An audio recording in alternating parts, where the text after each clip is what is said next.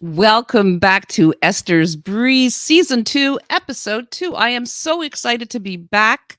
A huge thank you to Jenny DeHame of PAX Management, to my co-host of Noon Hour Out of the Box, who's also my good friend and mentor, Mr. Robert D'Alessio, my partner in crime and my co-producer, Mr. Fernando Renzo, and to publicist extraordinaire Steve Joyner.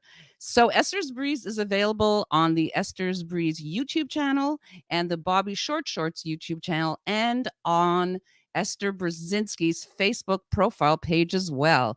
Afterwards, we extract the audio and it is then available on many streaming platforms. Today's guest, very excited to have her. Kristen Stovall. After enduring a personal tragedy where she became a young widow, Kristen Stovall turned to writing as a way to find closure and to give her late husband a legacy. The Songs of Souls trilogy is about a young widow who is so deeply in love with her now deceased husband that their souls form a bond. And when he passes away, she becomes rather, soulbound, an individual with healing power. This is the title of her first novel. And the second is Soulfire, and the third, Boundless, which continues the story of this young heroine. Kristen also wrote the prequel to the Songs of Souls trilogy called The Twisted Path, which takes place 200 years in the past. She is now releasing, February 22nd, her first novel from the Fae-touched Chronicles called Seer's Choice, which is a story filled with romance and fantasy during the Victoria era, and it even mentions the notorious killer Jack the Ripper. She co-authors this series with her longtime friend Jennifer Sanders. Here is a little sizzle reel from her new novel, Seer's Choice.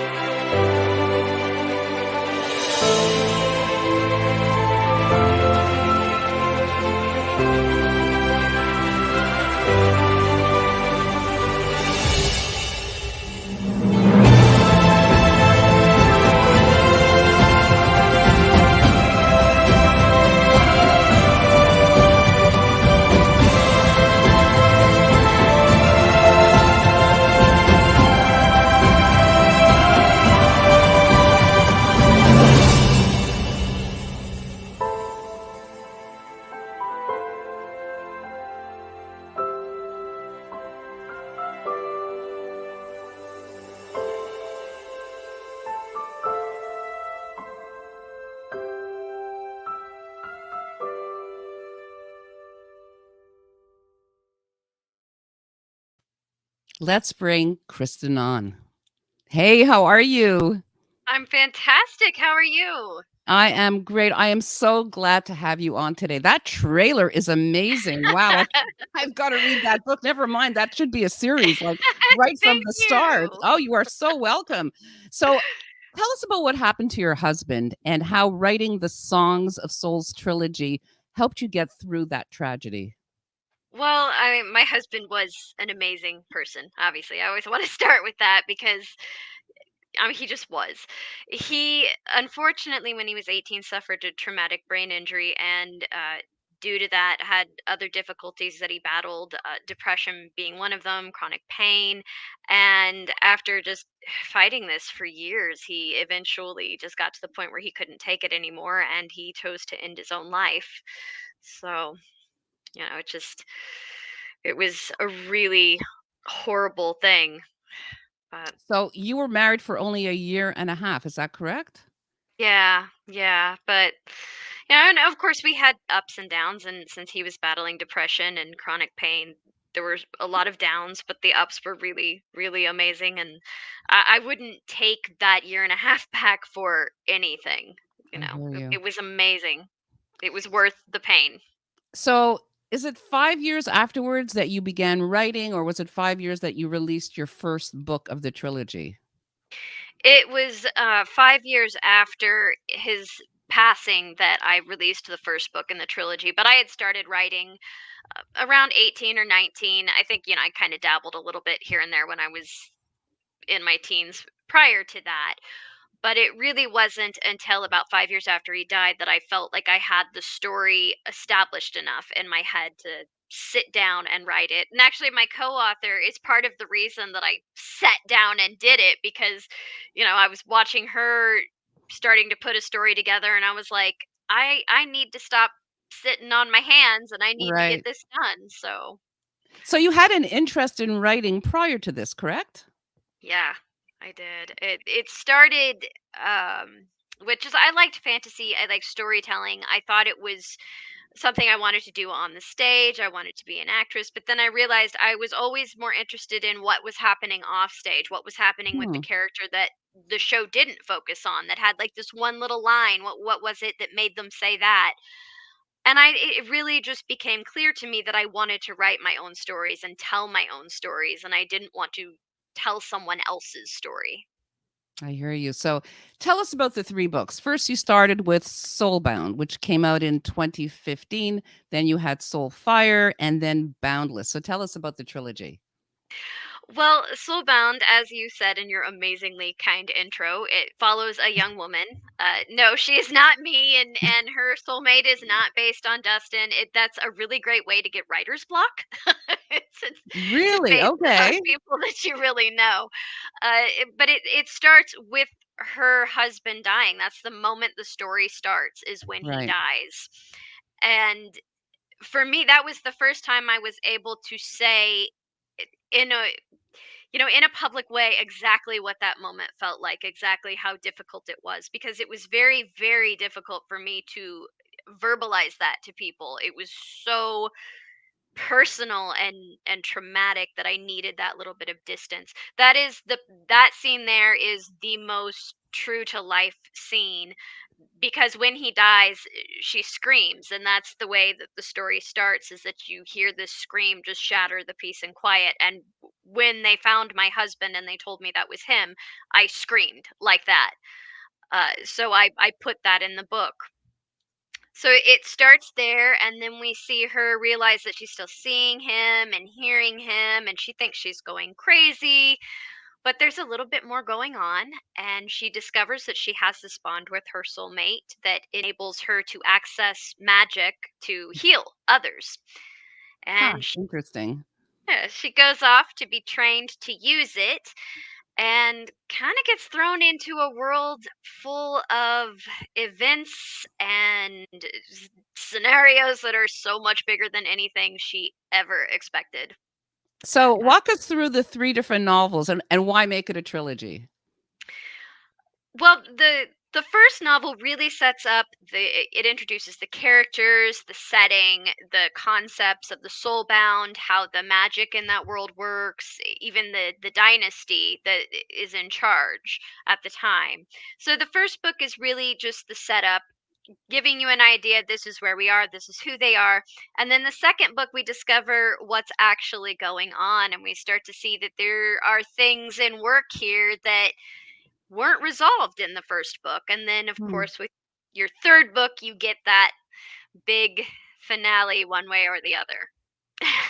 It's a little reminiscent of the Umbrella Academy. That's sort of what the feeling that I'm getting. Have you watched that series? I have not. Okay, okay, that's just reminiscent. And we spoke earlier backstage about Outlander and how much we Oh, both Outlander. love that series. And Jamie Fraser. oh my god, Jamie, please don't even get me started. Yes, Sam, if you're watching this, we love you. yeah, we both love and adore you. Yes, yeah, maybe he'll be listening. Maybe somebody will send him this. Oh. So,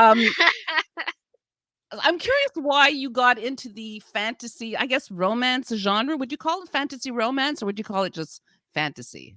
I would say, particularly with the trilogy, it's fantasy, but I add romance in there. I've always loved fantasy. My parents love fantasy. I grew up having The Hobbit read to me, Right. loved Wizard of Oz. I'm from Ah, Kansas, so Wizard of Oz is a oh big my thing here. goodness. You know, So you we are in like our Kansas. Wizard of Oz. Right. Well, at least your name isn't Dorothy, because No, but I do have a Dorothy costume. oh, you do, of course you do. Do you have the little red shoes as well? I do. I made them. They're like Oh my 250 God. jewels, and I hand glued them on there. Oh my God, that's hilarious. Yeah, that's actually probably one of my all-time favorite films as a child. And we would wait for Christmas time for when it came on TV. Oh, That's how it was here in Canada. I don't know fun. how it was in the US. Well, we're So, in Kansas, so it was on a lot. right. So That's Bobby where says I out am. loud, oh, he's infatuated with what's her name? Katerina Balfe? Kat Kat Katrina? Yeah, I think that's the character that Katrina? he's infatuated with. Yes. Okay, so it works both There. ways. Yeah. So afterwards, you wrote a prequel called The Twisted Path. Now tell Yes, us I about that. did. Yeah, let's hear about that. Well, I knew some of the details of the characters that it centers around when I was writing the trilogy because I often have information that's not actually in the book already in my head. And as I went through and built the characters and the story really developed for the trilogy, I wanted to tell the beginning of this and tell these characters' stories. So it takes place about 200 years before, and it centers around the great great parents of one of the characters in the book or in the trilogy. And there is actually one character in the trilogy in the Twisted Path, but I'm not gonna say his. People have to So, read if they want to know that. of course, we're not going to give it all away. So I'm curious, like, what is the process of writing one of these novels? So what tell us what you go through because I'm curious because I'm in awe of you having this ability to create these worlds. Just tell us your process. Well, I mean, for the most part, I just daydream constantly. I I do actually. My parents in parent teacher conferences, it was not unheard of for them to hear, "Oh, she's a very good child, but she's always daydreaming." Well, I found a way to use it. Usually it starts with me hearing a piece of music that will then sort of create a scene in my head or even I'll see something briefly outside and it'll give me an idea and then I have to kind of go with it and build on it. And sometimes the ideas get tossed, sometimes they get shuffled back for something else and then sometimes they turn into a story which turns into a book which turns into a trilogy. So it's So just it depends on how far I go with the daydream. I hear you. So how long does it normally take to write one novel? It totally depends on the book and the process and the time. It has been completely different from one book to the next. The first book took a year to write and then a while to edit.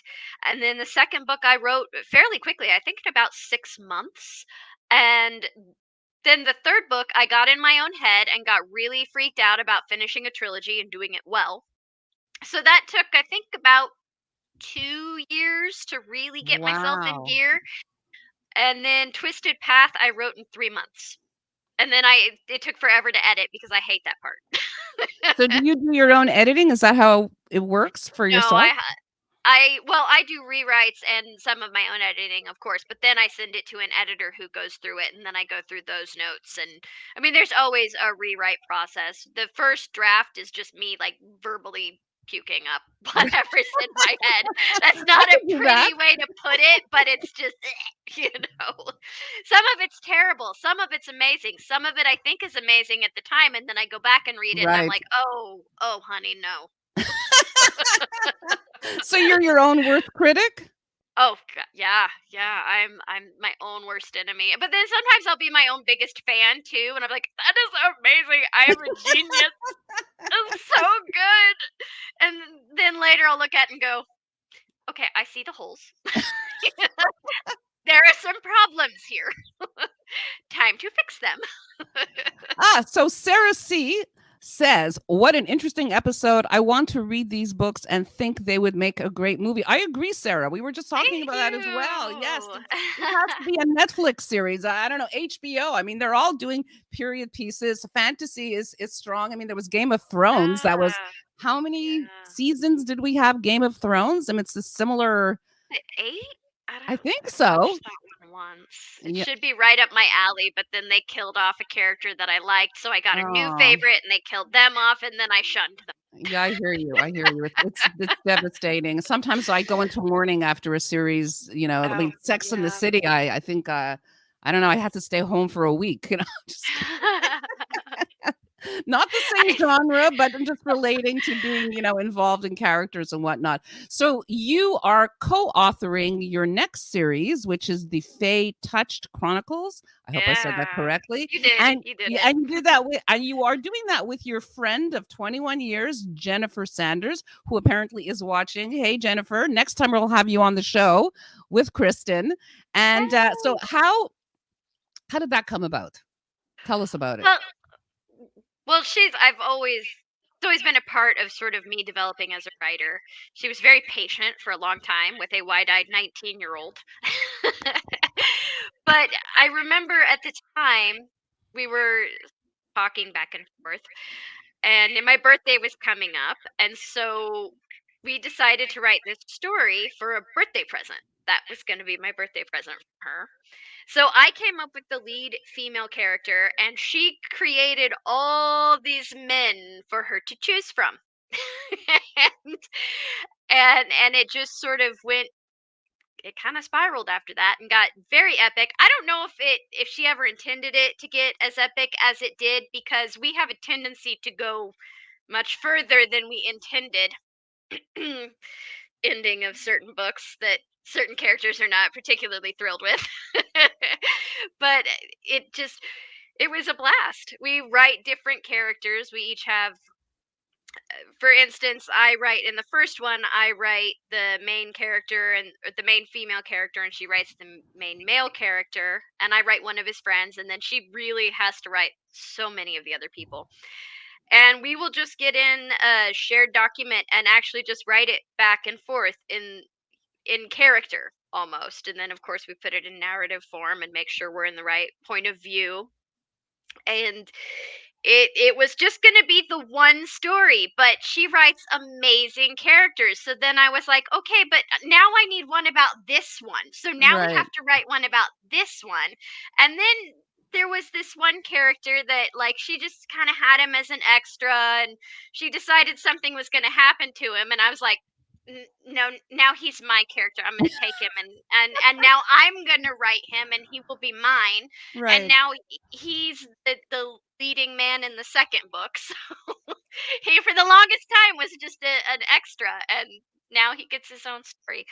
That's And so interesting. So Christine is asking, what comes first for you, writing the scenes or writing the storyline? That's a good question. usually a scene will pop into my head first. It'll just be one scene, and then I'll go in and I'll look at the characters, and the characters are really where I dig in, where I start to look at it and where the rest of the pieces come together. But after I've got those characters, then I will sit there and fill out the storyline and fill out the plot and what happens with each one. I'm not one of those writers that flies by the seat of their pants. I like to know what's going to happen. I like to know when it's going to happen. Occasionally, characters take the wheel and do their own thing. Right. Sometimes they get their way. Other times, I'm like, no, no, no, no, no, no, no, no, no. We are not going that way. You will stay here and go the way I told you. So they have a life of their own, it seems. So They I'm do. interested why you write trilogies, chronicles, this need to do multiple novels of the same characters in the same era. Like what is that attraction? Why do you do I that? get I get attached to the characters. Oh, I see. I know what happens to them even beyond where the books are, but there's a point at which I have to stop. So I get attached to the characters. They kind of do take on lives of their own in my Right. head, and like I can tell you what they sound like. I can tell you what their favorite food is. One of the characters in the Fae-touched Chronicle has a deep and abiding love of cake. He loves cake. He's like I love that character. I totally relate. And I'm curious, do you get favorite characters like in the trilogy? Is there any favorite characters that you had there? I have favorite characters to write. I Okay. love all of them sort of equally. They all different aspects of myself go into each of them. So, but I definitely have different characters that I like to write more than others. What's funny is I tend to really like to write the male characters. I don't know why them specifically, but I tend to really like to write those characters. But yeah, it's more I have characters that I'll feel like writing more than other characters, or that I like to torture more than other characters. Usually, if I really like to write a character, it does not bode well for them. And now I have a co-author who just feeds it. She's like, "Okay, well that's bad, but let's do it this way and it's worse." And I'm like, "Yes." So the second novel of the Chronicle, when is that written and when is it coming out? Seer's Choice comes out February 22nd, Yes. and Healer's Touch, we did discuss a release date. I don't know the specific date exactly, and it's really bad because it's my co-author's birthday. I'm sorry, Jen. I'm really sorry, but it's 6 weeks and 1 day after February 22nd. So there you go. Okay, got it. Wait a second. Let me get my my phone. No, I don't have to do that. Ask me to think of numbers. That doesn't work in my head. I do words. So that's already written? Has the It's second so it's The written. second one is written, and we've pretty much just recently, like in the last, like yesterday or today, finished up the main editing. There are a few little tweaks, but it's written. It has a cover. It's ready. The third book is written. We're in editing of the third book, and we're Wow. working on the first draft of the fourth. So what So is the name of the third book? the third book is called Lady of the Loch, as in Okay. like Loch Ness, Right. Lady of the Loch, and then the fourth book is called Agent of Change. Ooh, I like that. So Christine has another question, or maybe it's a statement. Let me see. I hate it when a series of books comes to an end. I grieve for the loss of their company in my mind and the loss of their exciting world. I get that. I And I do guess too. so you understand that. And I think Oh yeah. Christine is your perfect audience. So Christine, you can get her books at Amazon actually. Yeah. You'll probably really, really enjoy them. I Uh hope. yeah, for I sure. think she will. I think she will too, and from the sounds of it, I think they would make great feature films or, limited, series on a streaming platform. Any plans of that at all? I would love the trilogy and the prequel to be made into movies. I really feel like that would be the format that they would shine in. I would love it. I have them mentally cast. So, that almost always comes up. If Ben Barnes ever listens to any of Yeah. these, he's gonna be like, "Oh my god, she's obsessed. She's So casting me in everything." so we have a question from Bobby Short Shorts. Kristen, Okay. are you a Mary Higgins Clark fan? I have not read her work. Oh. That's I don't okay. get to read very much anymore. I'm very, very careful about reading while I'm writing because I don't want to Huh, inadvertently take something and use it from another, because it's in your head and you may not that's even need true. to do it. So I'm very careful about what I read when I'm writing, and I usually tend to read fantasy. That's fantasy or autobiography. I go toward those a lot. I'm a history nerd. I love particularly like the Renaissance. Right. So your trilogy takes place during medieval times, is that correct? Is that an era that you're interested in yourself? You're saying that Oh, you're a history buff. Yeah. yeah, absolutely. The trilogy takes place I mean, it does not take place on Earth. It takes place in a fantasy world, but it is a sort of medieval setting. The prequel, I got a lot of inspiration from the War of the Roses and from Henry VII, and his children Arthur and Henry VIII, and Catherine of Aragon. So there was definitely some history that inspired that. Okay, so Kristen, she's a character. Yes, Amazon. I love fantasy. Does the series have a name? Esther, tell Kristen what a great actress I am. She is a very good actress. I believe you. I think she wants a part in one of your yeah, so what is the process of getting like how do you get in front of Netflix? I guess you need a literary agent. Like how does one go about doing that? I don't know. Like all of the trilogy's only been done a few years, and I didn't even really look at. I haven't actually sat down and looked at how that happens yet, because it was important to me to get the books done and focus on getting that done. I didn't want to pull a George R. R. Martin, where I didn't finish the books and then I let someone make a movie out of it and they did Right. horrible things to the ending. No, I hear you. Do you have any actors in mind or actresses in mind that you'd like to see play certain roles? Do Oh, you have any absolutely. Like I said, Ben Barnes. Ben Barnes, I would actually love to see in the role of her soulmate, Rory, because he's got very, very expressive eyes. That's actually what it is. Ben, if you ever watch this, you just have really expressive eyes. Richard Madden as a character, and then for Aislinn, it changes periodically. There's also for the prequel an actor named Toby Regbo, who I would Hmm, love to see in the main role, the main male role for that. And he knows this actually. really? How did He that does come know about? this. I sent him a cameo request, and he was kind Oh, enough to put the request on his public page and say the name of the book. So, and then actually, like a book fan club of his got in touch with me, and they chose to read the book because of it.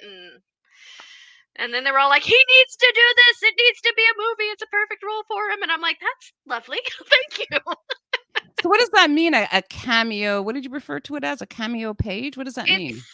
It's a website where you can actually get, like, personalized messages with celebrities. It became very big, I mean, it was, I think it was around before the pandemic, but I think because of the pandemic and no Comic-Cons, it really kinda started picking up with that. I don't know, I that's when I noticed it at any rate. Hmm. So I'm assuming that the pandemic didn't affect you that much being a writer. Or did it? Did it have any effect on your actual writing itself and on you personally? Well, I wrote nearly 600 words in 3 months, My so goodness. I So think it worked out well for you. it did. On a professional level, it did affect me because the plan was always to start doing the Comic Con circuits with the books Right. once the third book was done, which it ended. And then right around the time that the Comic Con season would be really picking up, so did COVID, and so did not get to do it then. I am starting to do it now as they're coming back, and so we'll see. So you're saying Comic Cons. I'm not. So for me, Comic Con usually is like more animation or maybe more Marvel type films. Is it the same organization that we're talking about? I mean, it's fan conventions. Fantasy tends to be very big. Fantasy, sci-fi. A lot of authors go there. I'm actually slated to appear at TolCon in Tulsa, Oklahoma, April 29th through May 1st is one of their guests, and that is a more literary leaning con. So Yeah, it's that is just a little so bit of everything, like anything that kind of has a pop culture following, and it's awesome because fantasy and sci-fi and all of that are like in now, and I'm they like, are so "Yes!" in, so in. Yeah, absolutely. Well, this we were just talking, like I said, the Outlander and Game of Thrones and the Umbrella Academy, which you should watch because it sounds somewhat like your trilogy. Um, so what plans do you have for the future in terms of writing? Well, I'm gonna finish out the Fae-touched Chronicles, and then my co-author and I have some other ideas in the work, possibly some things that relate, but it's all still very up in the air. I do eventually want to come back to the world that the trilogy is in and pick up at the like shortly after the trilogy ends and pick up with a set of different characters.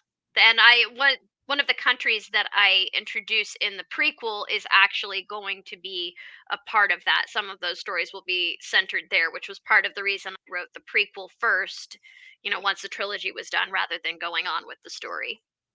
Okay, that is so fascinating. So we have a question for the season, being season 2 on Esther's Breeze. So if you could turn back time and talk to your 18-year-old self, what would you tell her? Oh gosh, there's a lot of things I would tell her. I think mostly just learn to like yourself Hmm, and be fine with who that person is, embrace that person, because once you do, you're really going to be a lot happier. that's a great answer. Thank you. I like that answer a lot. So In terms of social media, do you use that as any social media platforms to market your books, or do you find it useful, or it's not something that you do? Oh, I absolutely use it. I mostly use Facebook, and then I use Instagram as well, and I grudgingly use Twitter. Ha! Yeah, grudgingly. Very grudgingly use Twitter. Yeah, we were talking about that backstage. We're both not huge Twitter fans, though, but it's still important, and it's It's actually a good yeah, platform to share. And there are people who are on there. So, absolutely. yeah, I it's you part know, of the job. your sizzle reel was so well done that I would even consider using it as reels for social media. Like, even for TikTok, because I'm a TikToker. Everybody who knows me knows I'm a TikToker. So, I would highly suggest, opening an account and putting out reels similar to that to gain interest into your Awesome. stories. Thank you. I mean, I actually made that, so I'm very flattered. No, you And did then an excellent job, thank absolutely. you. And I will be releasing some for each of the next books that come out. I'm going to be making some for the trilogy, for the prequel, and then I'm actually going to do a series trailer once we have the covers for Ah. all four of the Fae-touched. That's amazing. Okay. So what about now things are opening up? Well, it is here. It might have already opened up where you are. Have you started doing book signings again? Are you traveling? Like how is it out there? Um, it's pretty open where I am, but we're in the Midwest, so we always tend to be kind of laid back about everything. But things are pretty open. I have done some traveling.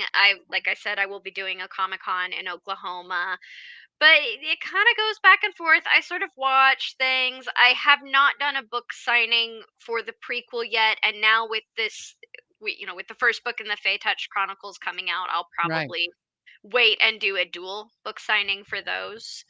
But when the Twisted Path came out in December, so it was not a great Okay. time. And the place where I prefer to do it because it's a local bookstore slash coffee shop that is amazing. It's called Ad Astra Books and Coffee. I think they're in the process of moving, and so I'm kind of watching how that goes, and we'll see. I'm also it's winter, and so I tend to not like to do things Yes, that make me go outside. I hear you. Yes, it's so we don't realize we think Kansas has a different climate than we do here in Montreal, but in fact, you also have four seasons, correct? Yes, yes, we have summer, spring, autumn, and winter, but mostly we have summer and winter, and we get little peaks of spring and fall. Oh, right. We have peaks of summer and a little bit of fall and spring as well. Any plans coming to Canada or visiting Montreal? We would love to receive you here. Oh, that'd be amazing. I've been to Canada once, very briefly, and I was very excited because I was 18 and I could drink. Oh my I was God. very It's excited to go true. to a restaurant and be able to order a drink. It's true. You're right. So we take that for granted. That's right. So you're what age of consent is it in the where you are? Is it, I guess it's 21, I'm assuming? Yeah, it's 21. But it was just and the thing was, I didn't even order a drink. I was just excited that I could. you know? That's funny. It was just because I could. It was exciting. Right. I don't know. Bobby's saying, Esther, share with us what age is not my cage is. Okay. Yes. So what I was saying earlier, I'm a TikToker and I talk a lot about age is not my cage. So I don't know why he wants me to talk about it, but basically, I'm 64 years old and I talk about ageism and age is not my cage. It's sort of become my hashtag. And so yes, thank you, Bobby. I have now talked about it. So Jenny says you'll have to come to Otawakan? I'm not even pronouncing it right, and Comic-Con here. Oh, cool. Yeah, yeah, we do have Comic-Con here as well. The other one, of course, I can't pronounce. Awesome. Yeah, really cool. I mean, I Canada is beautiful. Like just what the little bit that I saw was really beautiful, and I've always wanted to go back. So, Well, we would love to have you, and we thank you so much for joining us today. You are an absolute dream. I have to go read all those books now. They look yay! amazing, and I would Thank love, you. love, love for them to become, a limited series of some sort because they so deserve it. Even from your describing the characters and from the stories behind them, It sounds so rich, and I think it deserves to be seen. So Oh, yeah, thank guys, you. if any of you know of filmmakers, producers, please check out Kristen Stovall's. Yeah, call her.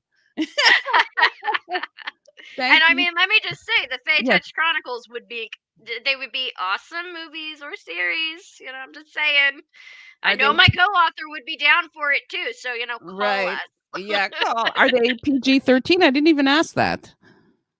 Yes, they're PG-13. The published versions are PG-13. Okay, but I guess the unpublished was a whole other story. There's an author's cut that is for us Okay, all right. alone. Well, I want that cut, so we'll save that. I'm gonna order that one. Maybe should have like another edition just for No, us. that's just for Yeah, us. just for us ladies, right? It'll work. Anyways, I wish you the best of luck. We will have you on again. We'll bring your co-author. Christine says, thank you for this interesting podcast. Esther and Kristen, thank you, Christine, for tuning in and all your fabulous. Oh, she's ordering. Listen to this, Sonia. She's ordering. You should, Sonia. They look amazing. Seriously, I read a lot of the excerpts and we talked a lot about it. They're amazing. So Thank order you. them now. Yeah. Yes, and you can pre-order. I mean, Seer's Choice is available for pre-order, actually. So. And Jenny, who's actually my producer, wrote, I would love to work on a series like that. So there you go. You Awesome. already? Yes, I have to audition. Everybody's auditioning. They're producing. Things are happening. Thing is And it happened already. here on Esther's Breeze. I'll give you a shout out at the premieres. Thank you. Yeah, thank you. Thank you for I'll get you the dress. I still have some accessories in the back. It'll be fabulous. Excellent. I'm set. Yeah, okay. Sounds perfect. This has been an absolute blast. Thank you so much. We will have you on again.